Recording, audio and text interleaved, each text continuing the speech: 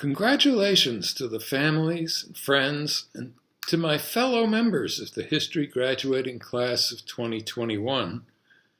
I consider myself a member of the class of 2021 since this was my final year of teaching at U of M. Although, unlike you, it took me 42 years here to finish. Our class and I also shared the experience of having to, as they said, pivot abruptly due to the global pandemic of COVID-19.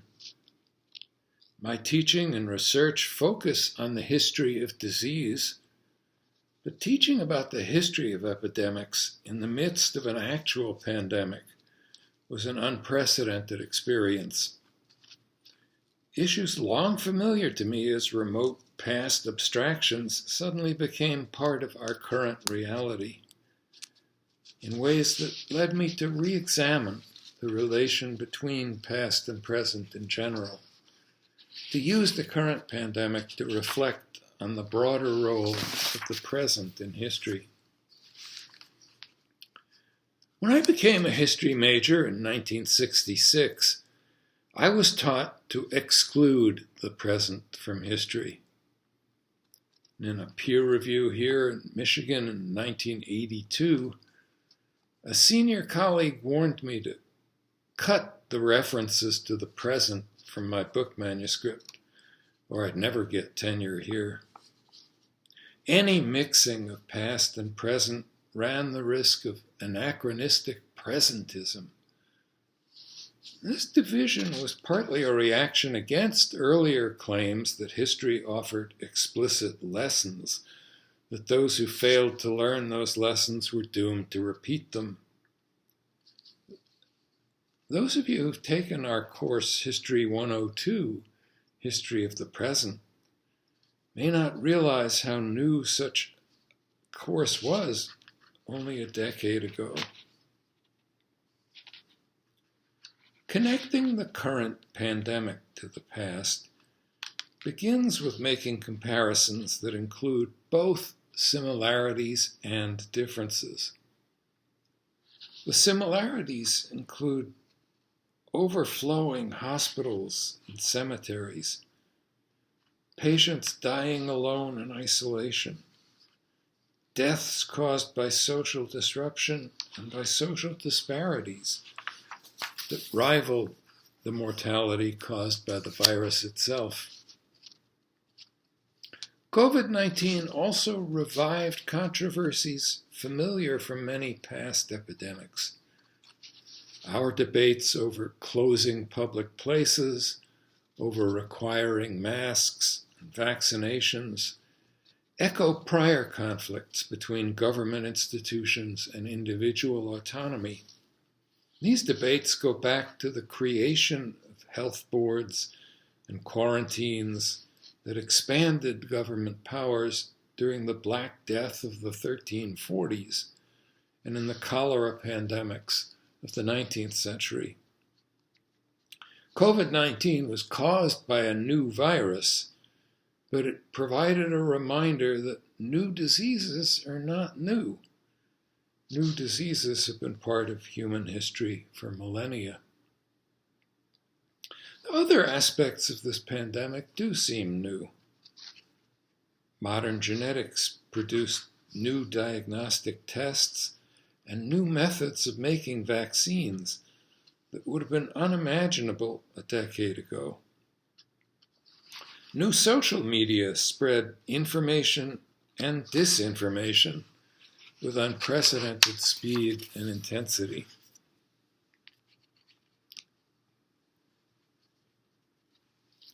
Avoiding anachronism in making such comparisons does not require excluding the present from history.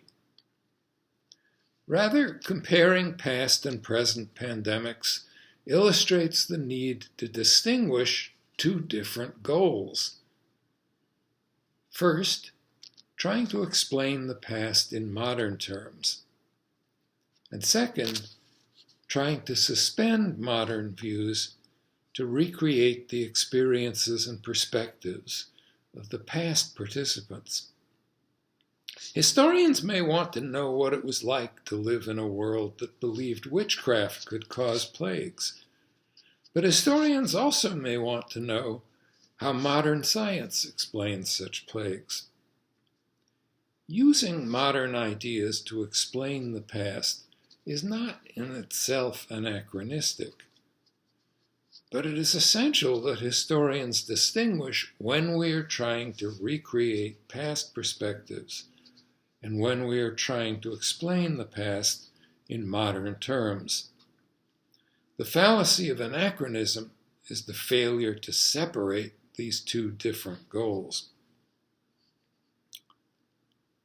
Of course, historians can never really fully separate past and present perspectives. We can't free ourselves of our present-day concepts or actually go live in the past. Still, it is essential that historians keep clear which perspective we are trying to adopt. Trying to experience the past on its own terms can be something like time travel, a way of going back to encounter people and places that are different from anything that exists today. Time travel is an adventure. Historians get to go places and meet people we'd never see any other way. And this kind of history keeps historians alert to puzzling surprises, unexpected particularities, differences that we might never see or imagine any other way. They did what? In seeking out unusual past perspectives, however, we need to carefully avoid making the past seem overly exotic. We need to include both the familiarity and the strangeness of the past. Consider the following two small but provocative, unexpected examples from the history of epidemics. First, in 19th-century America, yellow fever killed around 10% of the people in stricken cities almost every year from 1793 to 1905. Yet, in one of the worst outbreaks, in 1853 New Orleans, there were no quarantines, no closing public places. Newspapers reported that street vendors hawked confections to the crowds of spectators that gathered to gawk at the overflowing cemeteries. Second example, in 1348, during the Black Death that killed roughly half of Europe, the newly formed Paris medical faculty officially consulted the advice of the leading authorities on astrology. The ability to understand such unexpected actions requires empathy. Empathy can be defined as the ability to walk in someone else's shoes, to see their world from their perspective. Such empathy is not sympathy. Understanding past viewpoints does not require agreeing with them. But historical empathy is useful far beyond history as well. To understand other people and other perspectives today. To be more aware of, more competent in comprehending present-day differences. It can help a professional communicate with their clients or patients. It can help achieve inclusion and diversity in the workplace or the public sphere. History not only develops the ability to understand others, it also provides an essential perspective from which to understand ourselves. Those who know only the present are limited in their understanding of human possibilities. They tend to assume that the present is the way things have to be.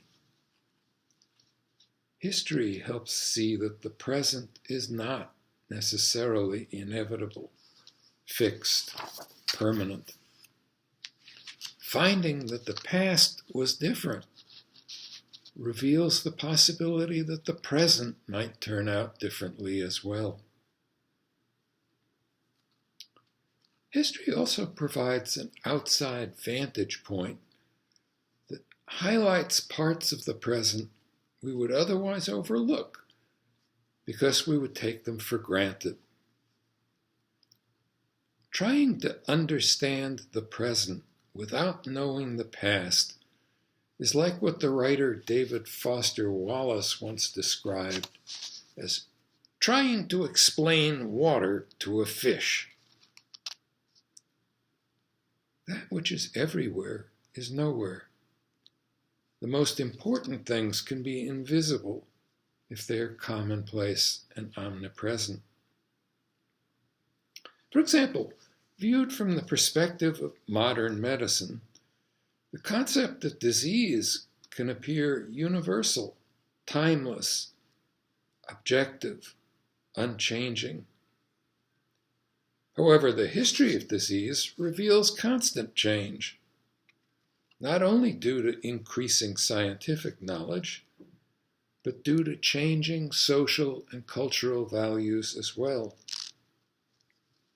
The value judgments that shape today's concepts of disease, such as that death is bad, can be so widely shared as to be invisible.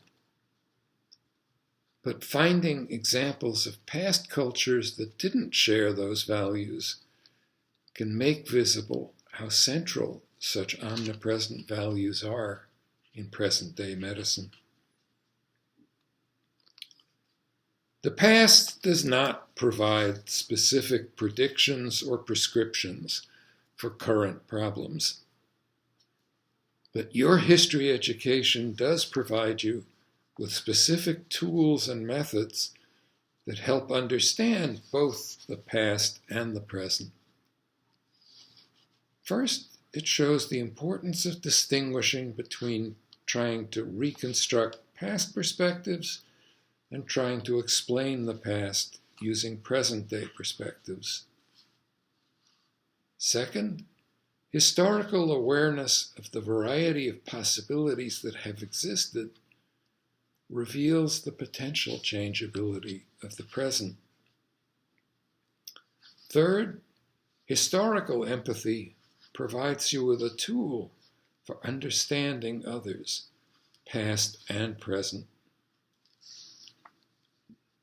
Finally, the past provides you with a vantage point that can reveal important but otherwise invisible commonplace essentials, a way to see yourselves from outside the fishbowl of the present.